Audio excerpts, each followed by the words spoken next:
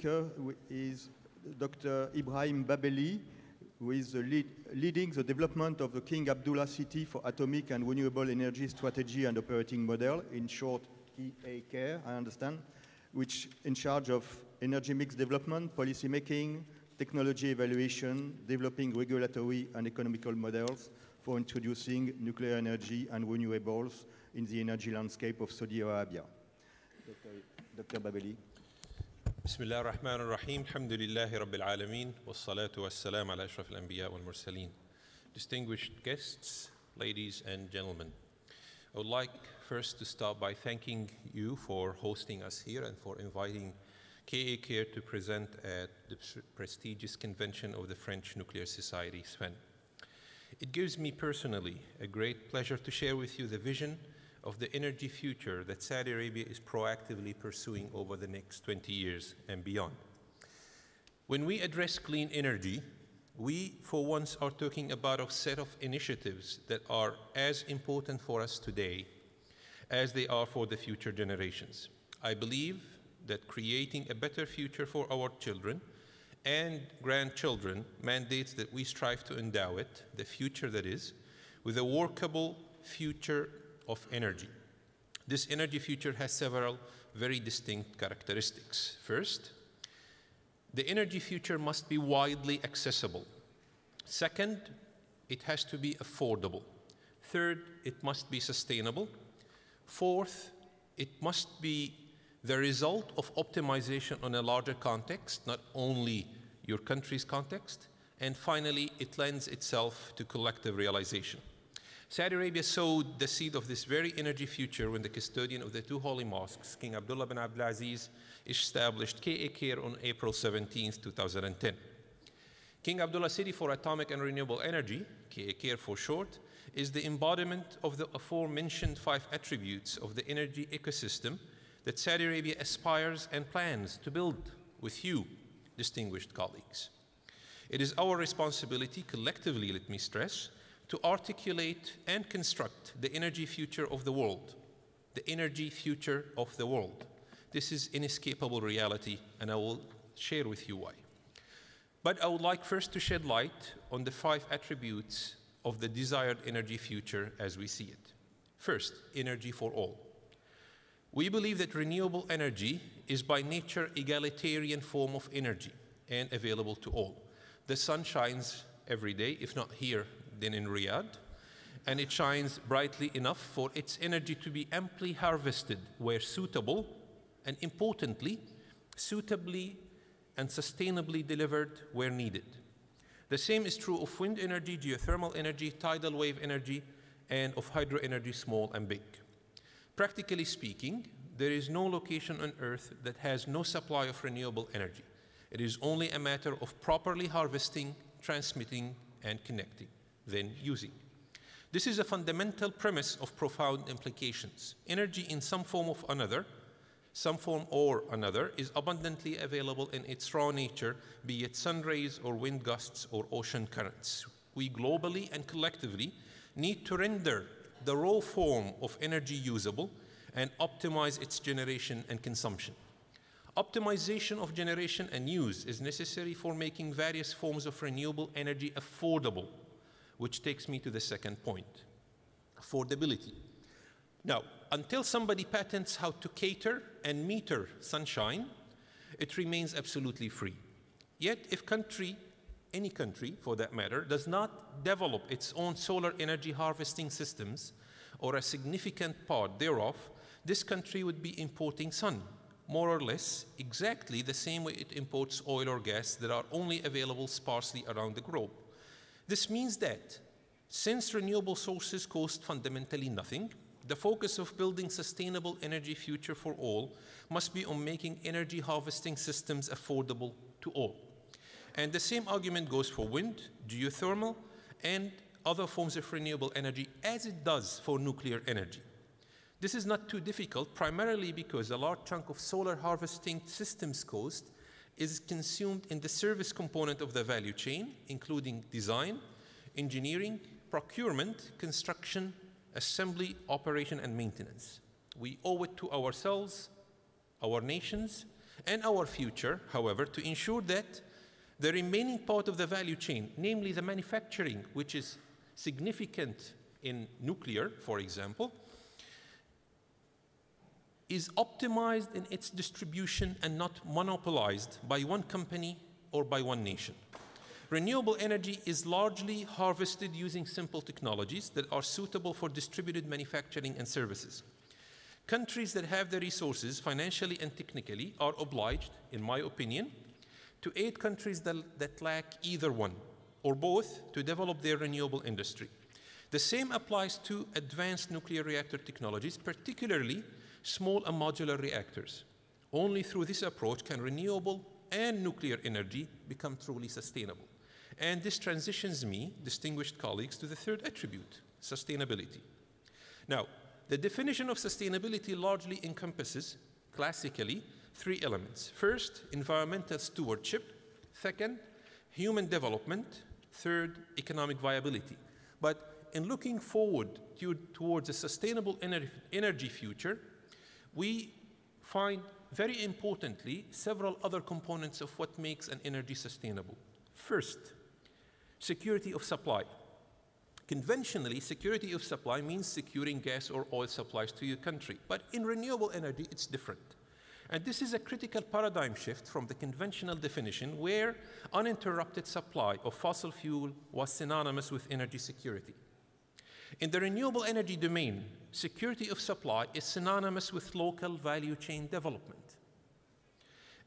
The second additional attribute, efficiency and conservation, because efficiency in generation, transmission, and distribution, in addition to energy conservation, is fundamentally the first attribute of renewable energy. The third is enabler of other sectors' development.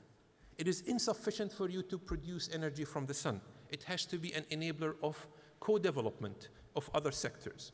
Countries with no fresh water, for example, must rely on either non-replenishable water sources from ground aquifers or desalination. Nuclear and renewable energy can play a very important role in making water desalination sustainable. Last, in the sustainability matrix of renewable energy or new energy, it has to be an element of stability to the power market. Introducing nuclear and renewable energy should avoid, at all costs, disrupting the power market, creating undue burdens on power markets, on consumers or utility, and at the same time bolstering grid and distribution reliability.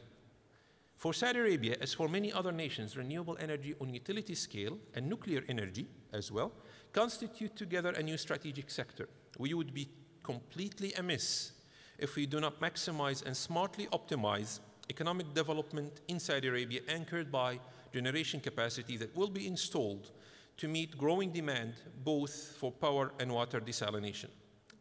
In charting our way forward in introducing nuclear and renewable energy to the energy ecosystem in our countries, we need to be mindful of constraints, challenges, opportunities, and options. Each decision we make must be governed by a clear and substantiated rationale with the acknowledgement that no one solution fits all. This will lead me to the fourth attribute that I mentioned earlier, which is rational decision-making. I can comfortably state here that no single energy solution fits all situations, and I suspect that you do concur. However, it is not uncommon to hear strong advocacy of one particular generation technology vis-à-vis others.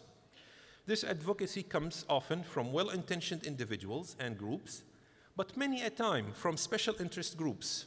Rational decision-making compels us to recommend what is suitable for Saudi Arabia centrally, while integrating the solution with the regional and trans-regional energy solutions.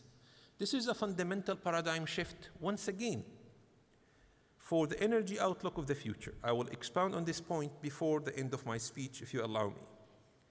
However, guarding against taking too much of your time, I will share with you one component of the energy mix in Saudi Arabia, which we have carefully developed to meet long-term Saudi power and desalination needs. But first, I will share with you briefly the details of the comprehensive proposed solution for Saudi Arabia, which calls for reducing 50% of the total energy generated in Saudi Arabia in terawatt-hour from nuclear and renewable energy by 2032 thereby reducing total hydrocarbon consumption in the power and desalination sector by 50% in 20 years, adding nuclear and renewables to generate 50% of electricity, thereby reducing 50% of the total hydrocarbon consumption in 20 years. The total generation capacity that we intend to connect to the grid in 20 years is made up of 18 gigawatt of nuclear reactors, installed capacity, 41 gigawatt of solar, 9 gigawatt of wind, 3 gigawatt of waste to energy, and 1 gigawatt of geothermal. Our outlook for wind integration into the system, however, is positively geared towards water desalination, and the rationale is twofold. First, as you know very well, wind resources are abundant in Saudi Arabia. Do you know this actually? It is. Wind resources are abundant in Saudi Arabia, mostly along the west coast, and it is the least expensive form of renewable energy today and for the foreseeable future. Second, wind is truly intermittent, much more so than solar, particularly for Saudi Arabia. Traditionally, connecting wind energy to the grid presented challenges for grid stability and energy reliability. The solution varied from one country to another, but largely dependent on active load management and ample storage. In our assessment of Saudi energy need, we determined that the most suitable application for wind energy deployment in Saudi Arabia is water desalination. You see, demand on desalinated water is volume dependent and not time dependent. The desalination process boasts of inherent storage feature, thereby allowing for wind energy harvesting to take place whenever wind blows across the wind turbines. But the quantity of water that is desalinated as a result of this energy harvesting from wind, coupled with reverse osmosis units or mechanical vapor compression, will be fed to storage tanks and thereafter fed through the network of pipes to consumers. So it's not supply on demand for water desalination. There is an inherent storage mechanism. So active load management would still be required at a small scale to maintain reverse osmosis operation above 20%. But the investment required to make wind suitable for wind desalination is 40% less than the investment required to connect wind to the conventional grid. This solution, while obvious and sensible, was never suggested to us by any of our consultants or international partners and stakeholders, simply because benchmarking against countries where renewable energy deployment has been successful at a large scale was carried out in a way that revealed no renewable energy desalination coupling lessons to be learned. The reasons why I'm saying this is that in crafting your own solution, you have to look at your own problems. You learn from others, but you do not replicate a solution of Germany to a solution of Saudi Arabia. Countries in the Middle East need energy for industry and power, just like every other country in the globe. But we also must need extensive energy sources for water desalination. And since our energy requirements are all similar, as well as pressing, we owe it to our future to work on meeting future energy demand collectively, smartly, and sustainably. And this will take me to the last attribute of the conclusion of my speech, working together. Peak demand in Saudi Arabia will exceed 120 gigawatt in 20 years. We are working diligently on reducing this peak demand by adopting aggressive efficiency measures as well as proactive demand side management. However, factoring in the need for respectable operating reserves made up of spinning and supplementary reserves will keep the required installed generation capacity anyway above 120 gigawatt by 2032. A key challenge that the Saudi electricity sector faces is that during the off-season, in winter and parts of spring and fall, 45% of our installed generation capacity remains idle. Cooling constitutes the largest single component of electricity demand in Saudi Arabia, amounting to more than 50%, to be exact 53% during the peak season, and significantly decreases during the off-season. We have studied the potential of exporting electricity from the dormant capacity during our off-season to countries whose peak demand coincide with our low demand season. We initially thought that wheeling costs would be prohibitive, but this turned out to be inaccurate. Grid investments require to wheel electricity generated from a 10 gigawatt renewable installed capacity in Saudi Arabia to the European Union through Turkey, for example, amounts to no more than 15% of the total investment required to build the capacity. We have also studied the potential of connecting with the European Union through Spain via Morocco and through Italy via Egypt, and the cost of the grid connection slightly increases due to marine requirements, but only incrementally. Now visualize, distinguished colleagues, the benefits of establishing this link from Saudi Arabia to the European Union, to countries within the Union, to countries along the way, and to Saudi Arabia and the GCC countries. First and foremost, Saudi Arabia would not have to meet all of its 120 gigawatt peak demand from its own generation capacity. With a robust grid connecting Saudi Arabia to Turkey and the European Union, for example, we have the opportunity to wheel in energy from excess European capacity during summer, which does exist, wheel out energy when we have excess capacity when the European Union needs it, and use hydro storage, which doesn't exist in Saudi Arabia but does in Europe, to store excess generation if neither side needs it, but it is available from sources that cannot be switched off, such as renewable energy. The overall economic benefits are stark and compelling. If we reduce collectively the need to install generation capacity by, say, 20%, with the ability to trade energy collectively, the savings are tremendous. And having a grid connecting Saudi Arabia to the European Union through single or multiple connections would serve as a vein of development for the regions along the way as much as highway does.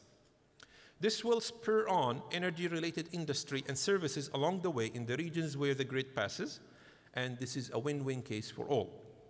Energy trading is only one facet of energy cooperation, but is a very important one. There are several key opportunities for delivering successful energy future for us all together. KAK was tasked by the Saudi government to introduce renewable and nuclear energy to the Saudi energy landscape in partnership with other key stakeholders in Saudi Arabia and beyond. We are committed to creating a vibrant energy economic sector in Saudi Arabia, anchored by new generation capacities to meet local energy demand. We are committed to creating a sustainable energy future for Saudi Arabia. We are equally committed to working with our local and international stakeholders to chart a path forward together towards a sustainable energy future for all. Thank you very much.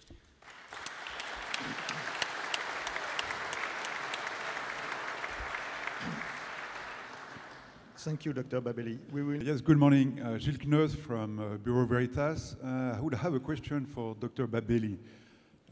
We know that one of the key challenges in countries which are newcomers to the nuclear power generation is to set up a robust regulatory framework, including a nuclear safety authority.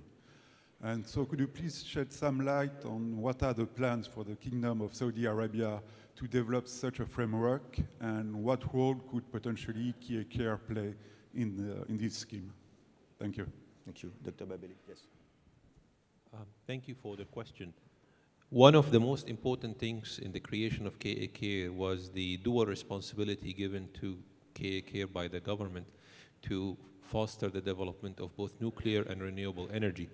And the mandate has given KAK explicitly the role of being the custodian of nuclear energy across the entire functions. However, when we started our benchmark studies following the 19 attributes of the International Atomic Energy Agency and the lessons learned around the globe prior and post-Fukushima, our recommendation to the government is to set up a completely independent nuclear regulatory authority. So we have concluded our benchmarking studies. We have concluded the as-is assessment for the country's readiness for setting up a nuclear safety regulatory authority. And we have already had the International Atomic Energy Agency review our status and our recommendations.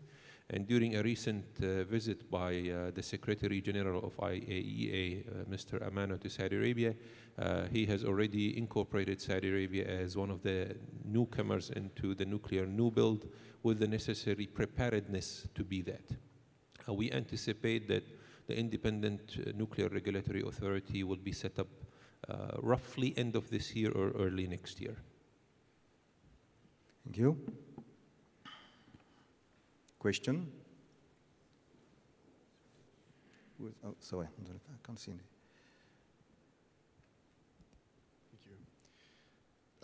Ladies and gentlemen, Ian. Dr. Babelli, thank you very much for a very interesting talk. I have a question dedicated to you. You mentioned particularly small reactors. Why will your country consider building those smaller reactors while you have huge demands and quite large investment capacity? Thank you. There are really, thank you for the question, first of all. There are really several reasons why we should, we should be considering SMRs. First of all is that if Saudi Arabia is going to be playing a long-term role for nuclear energy development for the country, and it only restricts its development to conventional nuclear reactors, then our value addition for the technology-based development of the nuclear technology for nuclear reactors is going to be simply purchasing it from Areva or Westinghouse or GE or the likes. So there is a good opportunity for Saudi Arabia to play a more important role from an internal technology development point of view if it combines conventional as well as modern nuclear reactor technology. And you know very well that space technology and civilian nuclear reactor technology are the two technologies that spur in the most technical advancement in any society. This is one. Two, Saudi Arabia is a country that is very wide and very large, and the demand for electricity in Saudi Arabia are three types. First, cooling, residential. Second, industrial. And third, one that follows seasonal developments. So while SMRs are very suitable for smaller industrial development, bigger reactors are more suitable for baseload demand that is related to cooling, which is going to be more than 60 gigawatt by 2032. The third reason is that SMRs are by nature modular, so you can install them where you need them, which reduces significantly the cost of grid development that are required if you are going to be putting, say, 4 nuclear reactors, the EPR type, in one location. Because then if one station blackout takes place, and excuse me for using technical terms here, if a station blackout takes place for one comprehensive nuclear power plant that has 4 reactors of the size of the EPR, you're talking about roughly 5.6 gigawatt going off the system, which is significant. So the grid investment required for that are tremendous. So flexibility, load following, and technology advancement. Thank you. With the microphone. En français peut-être ou... Oui. Je voudrais vous interroger sur le caractère... Introduce yourself first. Oui, I'm Xavier Renou, un member of the réseau Sortir du nucléaire, the Anti-Nuclear Network. Bon, peut-être en anglais alors. I was wondering how problematic it was to see 2 major harsh dictatorships, brutal regimes, Middle Age like in Saudi Arabia and one of the biggest dictatorships in China, to do business with our multinational corporations, nuclear corporations, energy corporations. How problematic could it be to have Saudi Arabia getting more and more nuclear capacities in the framework of the Non-Proliferation Treaty? How feasible will it be to control these plants, these facilities, to which extent this country will submit itself to control, transparency, and also in this Middle Eastern region, which is highly unstable. Saudi Arabia will be probably one of the future Arabic Springs to occur at some stage. Of course, this brutal regime is tackling its opposition, but at some stage there'll be reverse. What is going to happen with the nuclear plants in the region and in this country? Those are some of the questions I had. Thank you for your attention. Thank you. Do you want to answer? Yeah. The first thing to do in any country when it comes to nuclear, if you want proper controls, is to come to a country that has an open and a robust and very certain program to be your partner. If we want uncertainty, we wouldn't be here.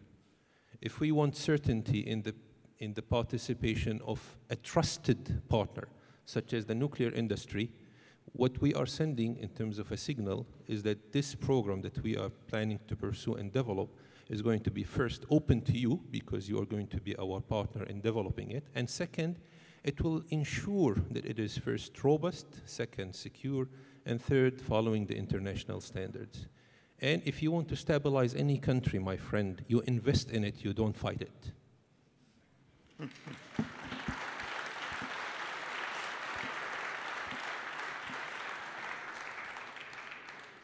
Thank you.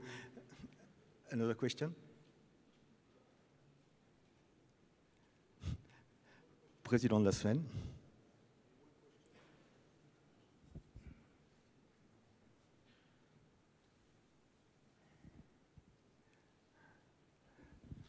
I have one comment first and one question. So thank you, Dr. Babelli, for this very wise answer and very reasonable answer. And I'm sorry because, you know, the tradition of this scientific society of Sfen is to practice courtesy, which was not the case of exactly the former question made. But so sorry again, I apologize.